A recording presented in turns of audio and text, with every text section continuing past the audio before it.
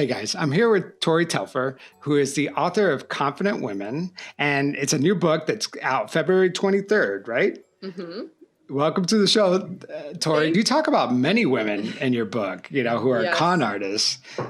Yes, there are plenty of female con artists, as you're probably not surprised to hear. Yeah. I thought we could chat about a little known one who is hilarious, named Mary Ann Scannell, if you're down to hear her story. All right, let's talk about Mary Ann. How did she con people? Well, she was a spiritualist medium. There's so much to say about spiritualism because I don't necessarily think it's a con through and through. Maybe. Like, there could be some real mediums out there. I don't know. But it was started by two sisters who openly admitted later that it was a trick. And, it's basically séances and mostly female mediums, but some male ones, saying that the dead were speaking to them. And it was hugely popular in the last half of the 1800s. And then every time there's a war, it becomes popular again. Because, like after World War I, people Lots of young people die. So it's very sad. But there were so many scammers in this religion. Like, it was crawling with them. It was like a PR issue for the religion. So Mary Ann Scannell was an Irish dairymaid in Rhode Island. And we're in the end of the 1800s now. And she basically looked around and saw there are an awful lot of spiritualist mediums who are making a lot more money than a humble dairymaid in Rhode Island. And so she started saying that she was hearing these rappings and rappings. Like, do I have something hard that I can do it on? I don't know how this, but it's yeah. Those were the signature of the spirits in those days. That's how spirits would let us know that they were there. Right. They would rap once for yes and twice for no or whatever, It's like a room, like an escape room meets a Ouija board. Yeah. So Mary Ann was like, hark, do you hear those rappings? Conveniently, I'm the only one who can interpret them. And so her bosses and the people in the little town around her started being like, ooh, Mary Ann is in touch with the dead. This is great. So she started holding séances. And as with everyone in my book, she was a clever girl and a bit of a showman or showwoman. She knew how to hold an audience captive. And it was telling that in her séances, the spirits always seemed to have one person's best interests in mind, and that was Mary Ann. The spirits really wanted, weird, right? What are the odds? At one séance, the quote unquote spirits told a woman, I love that new white dress you're wearing. You need to give it to Mary Ann. The woman was like, no. At another séance, the spirits said that Mary Ann was supposed to marry this hot young local man who was the nephew of the priest. That didn't work out either, but you have to applaud. She tried and tried again. And every now and then a dead squirrel ghost will find the nut or something. Yeah, exactly. So, and she found some nuts.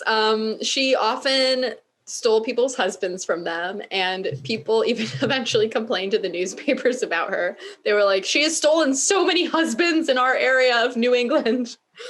But she just kept getting more and more famous. This was very trendy at the time.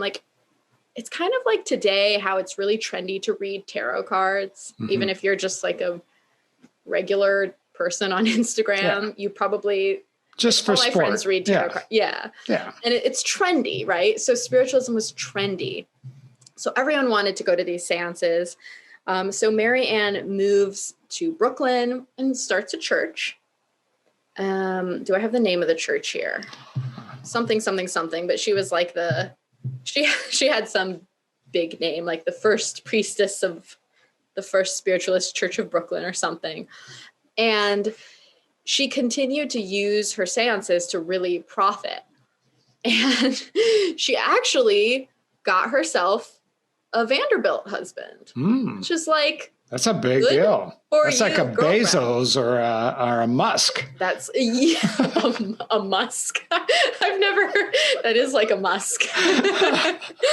Exactly. Like a random Vanderbilt who's, got all this money just laying around. He probably had a lot of women after him, but Mary Ann got him, and she did it. He was a believer in her and her spirits. And so she would, tell him that, so he was a widower. So first she started giving him messages from his dead wife. And the messages started to say like, darling, you should really give young Mary Ann, that beautiful young medium, some money.